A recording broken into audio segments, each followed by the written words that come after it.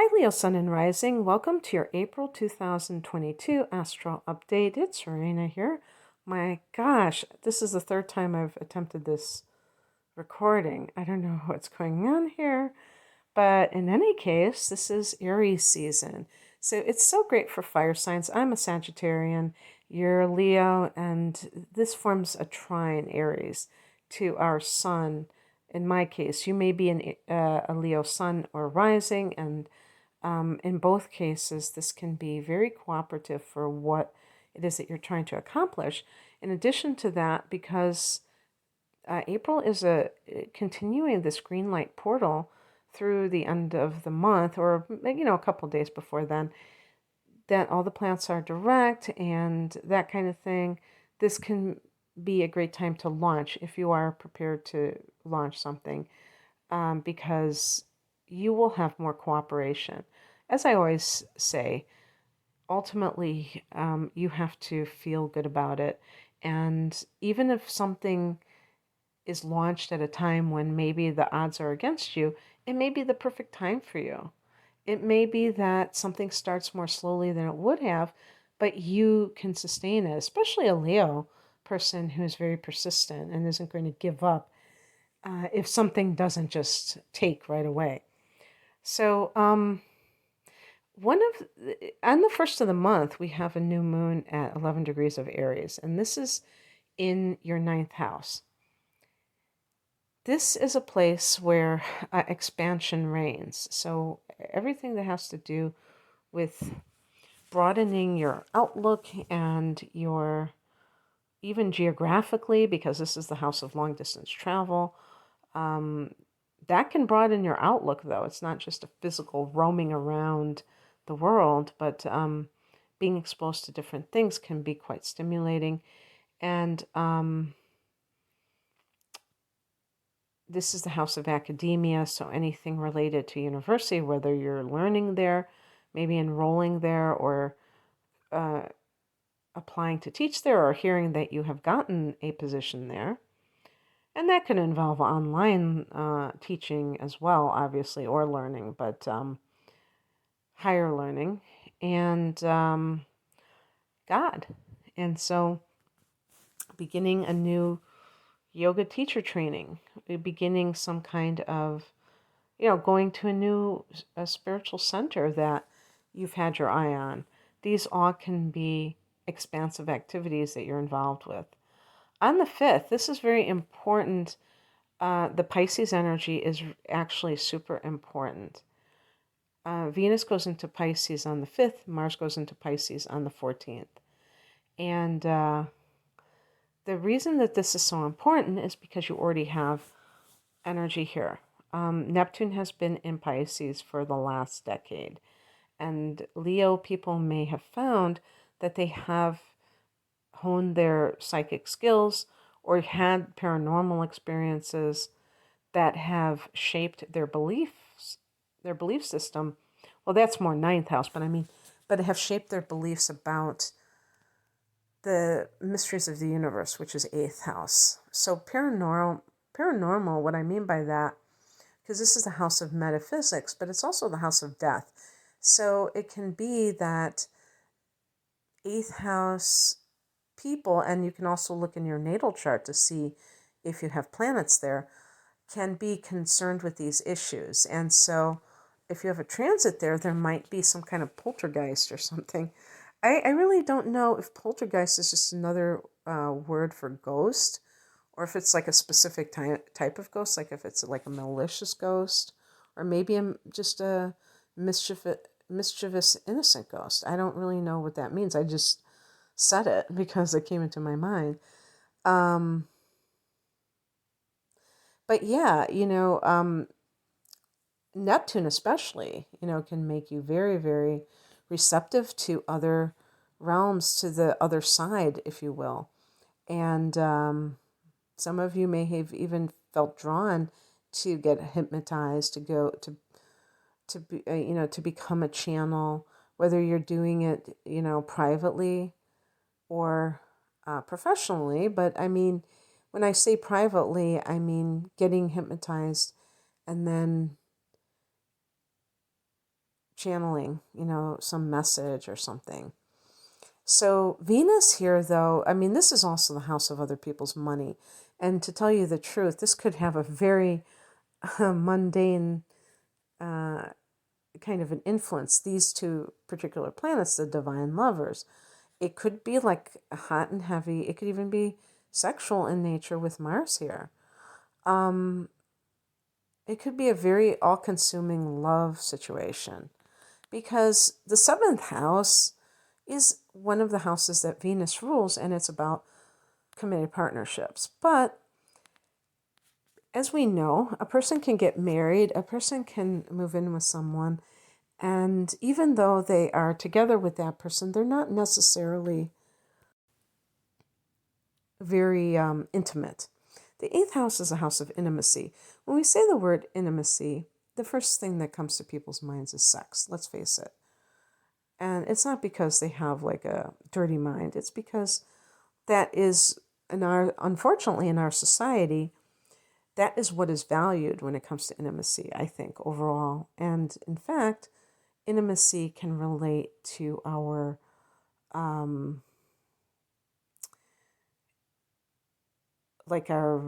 emotional. To me, that's the more the higher level, the more sophisticated version of this is our emotional nature.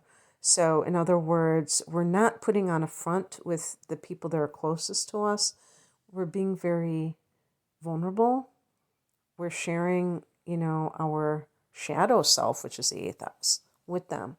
So that means that we don't have to look perfect. We don't have to be invulnerable. We can share that we're scared. We can share that we are enraged. We can share these things.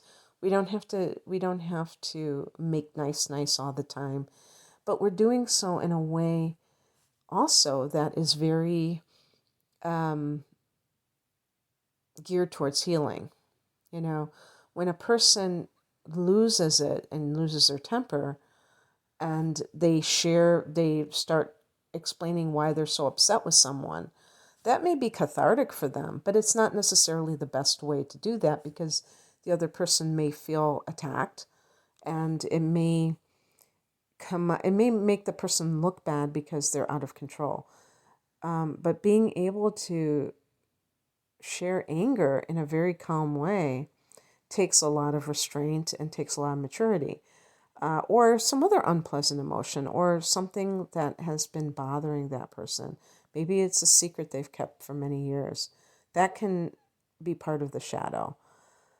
So, in other words, the fact that you have Venus and Mars here can be that you are diving deep with somebody that is important to you. And if it's like a marriage situation or the equivalent, that could actually strengthen or save your marriage. Maybe you were being superficial and the other person was too, and you want to have a marriage that works. And so you're risking. That was Avon calling. Somebody rang my doorbell and I had to pause it. So that's about diving deep with someone. And then, but this is the interesting thing about it. It's that there could be more of a spiritual thing going on too, because on the 12th of April, Jupiter and Neptune will form a conjunction.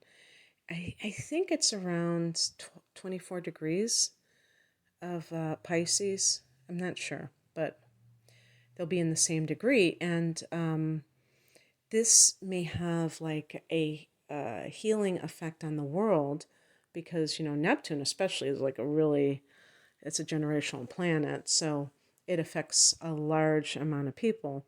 But them coming together like that can be a beautiful thing. But in your case, it's in the eighth house. So that's already a place that is very much associated with transformation and healing, but also trauma. I mean, I don't know if they actually consider the eighth house to be healing, but it is by virtue of the shadow and the shadow work. Because once you are able to access that and acknowledge that you have that side to yourself, that begins the healing. That's kind of where I was going with that.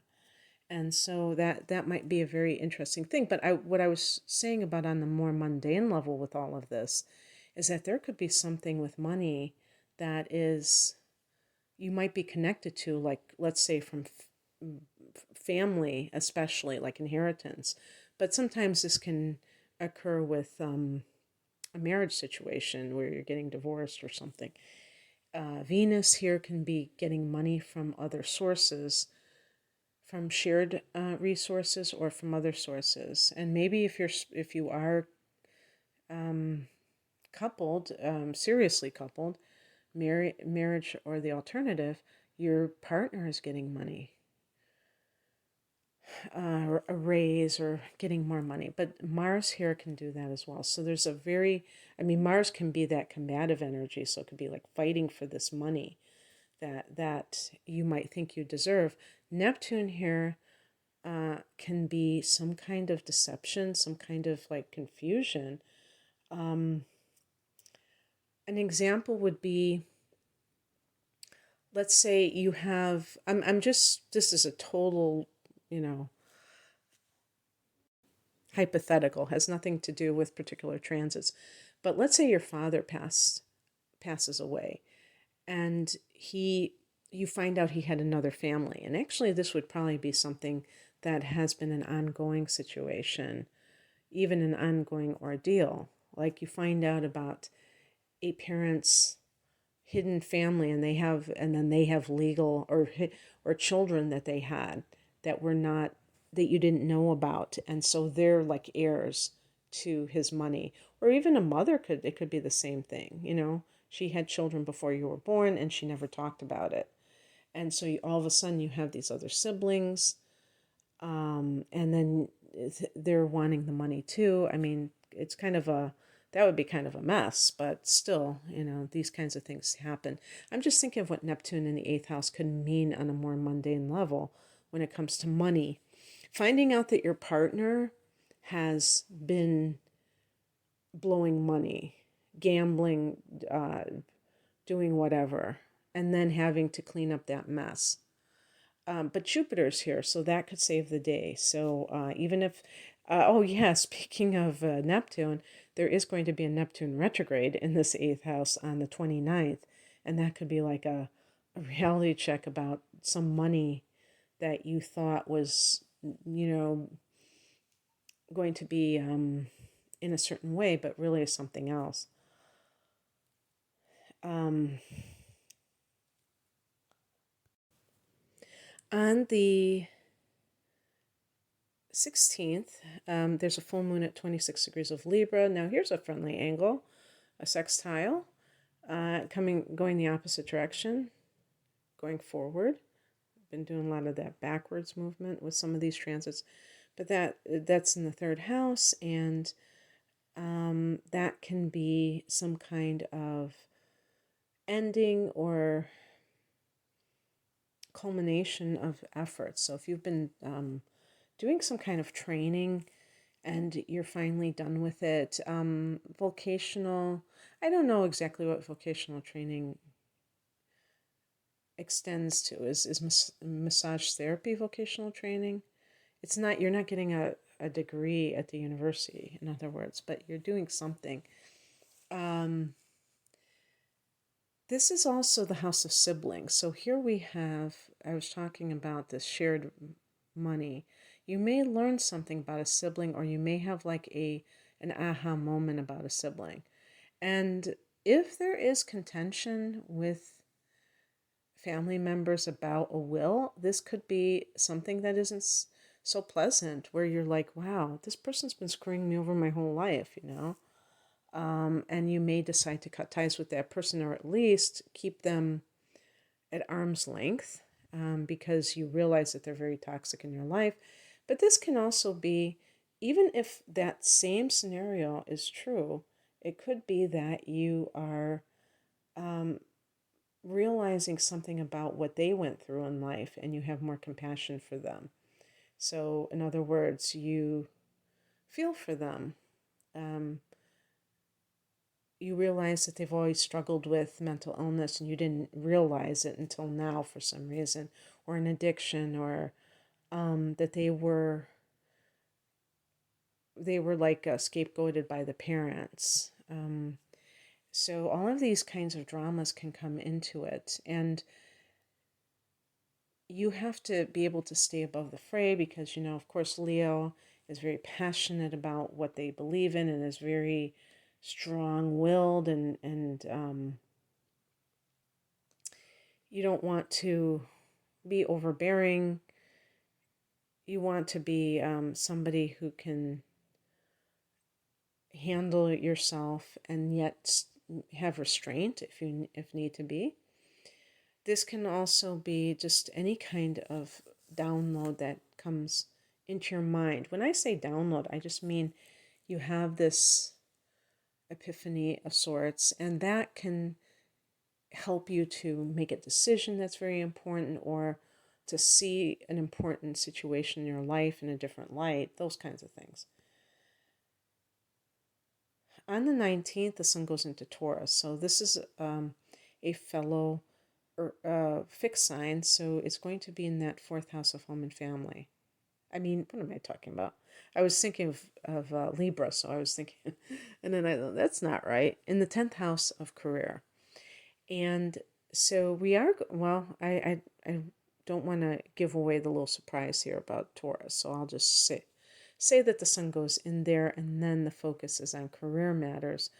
On the 29th, I already told you about the Neptune retrograde, which can be a reality check about shared resources. But also on that same date, Mercury goes into Gemini. So Gemini is your 11th house of hopes and wishes, and you may be really thinking about brainstorming about long range goals that you have for whatever reason that you have not been going after perhaps, and now you really feel like, I'm going to do this. I'm doing this. This is happening. So that can be something that you're really putting some thought into. On the 30th, we have a solar eclipse at 10 degrees of Taurus. So that was what I was keeping a little bit secret. And that can mean that there's going to be a lot of new opportunities as it relates to career. Uranus is in this house, so you can expect surprises. And it's, I would say, in a fairly close angle. I don't even know. I sound like I'm just, well, I think it is. Some of these things I don't write down because they're not current transits. So that's why I'm saying, well, I think this, I think that. But it's like, it's something along those lines. Let's see. Not that it really matters. I think it's fair to say it's a conjunction. And as a result, that can mean that it could be an unexpected promotion or something like that. And it can feel very exciting to have that happen because your career can, when you have Uranus in the 10th house, you have to be prepared for plot twists. There might be something that suddenly happens, and this could be like you're working at a company and it just folds. That sounds really scary and bad, but it actually can mean that something better is coming along. But on the other hand, you have a startup company and all of a sudden they're just like, it's like crazy. They're just on steroids. So you never know what can happen, but you have to be prepared to kind of be flexible enough to go with it where it takes you. Also, this is going to make you, when Uranus is in the 10th house, it makes you more wanting freedom from having to be tied necessarily to anything, including, I was going to say like a workplace, but that's more of the 6th house. But some of these things can kind of be themes of a house that has similar concepts. So work versus career, but also using technology. So being online for it. So let's say you're a professor and you're just tired of having to commute somewhere or just whatever you want to make your own hours. You could be an online teacher or what have you. And it's just maybe even the type of career. You might want something that's kind of crazy. It seems kind of crazy to you because you've had such a straight type of profession, and you go into shamanism or something with all those eighth house. That's another thing, the eighth house. Very much about magic. But what do we think about when we think about magic? We tend to think about paganism and, the North American kind of a thing. Um, well, I shouldn't say North American. There are Wiccans in Europe and that. Obviously, I don't mean it like that. But what I do mean is that the Native American thing is what I associate with shamanism. And that kind of thing can be very appealing to you at this time. And it is a magical practice. But not that it's just random magic. It's just that you are intentionally creating a life of miracles for yourself, that you are manifesting yourself. Okay, so that's what I have for you. I hope that this resonated. If you would like a private reading, I am promoting my double readings because they are a good value. It's a reduced price because you're buying two full-length readings. The first one being the natal chart interpretation, accompanied by they're both at least an hour long, a transits reading for the next 12 months based on your individual natal chart. So you can find, that's called a deep dive reading. You can find out about that in my other readings at the link below. Take care. Bye.